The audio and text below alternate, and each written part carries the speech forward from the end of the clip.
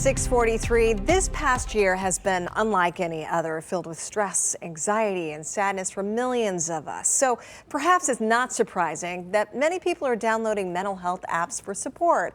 But as Consumer Reports warns, sharing deeply personal, sensitive information on some virtual platforms might not be as private as you might think. It's today's Don't Waste Your Money report. Mental health apps are becoming increasingly popular and offer a range of options from guided meditations to appointments with a licensed therapist.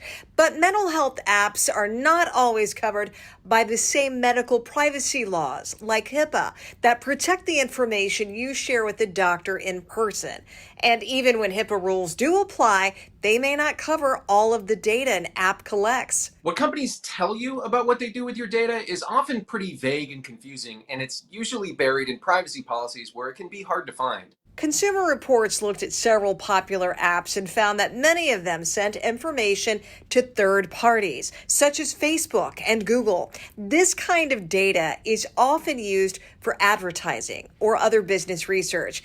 And while it's a common practice, it may not be something you expect from apps that deal with mental health. We didn't see these apps sharing details about your condition or what you're telling your therapist, but they may be letting other companies know you're using a mental health app. Consumer Reports says you should know if and where your data is being shared. If you're using a mental health app, be sure it's clear about who will be administering your care. It's worth seeking out licensed mental health professionals, and there are plenty of services that will connect you with them.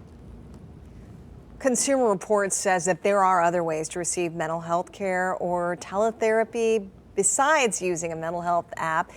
Consult with your primary care physician for recommendations. And if you or somebody you know needs life-saving help immediately, call the National Suicide Prevention Lifeline. That number's right here on your screen, 800-273-8255, or message the crisis text line at 741-741. So important. You know, it may be in the fine print, but it does seem kind of sketchy to prey on people when they're so vulnerable. Absolutely. And I think that goes for a lot of apps out there. They're sharing more information than we probably realize. So it's just something to think about.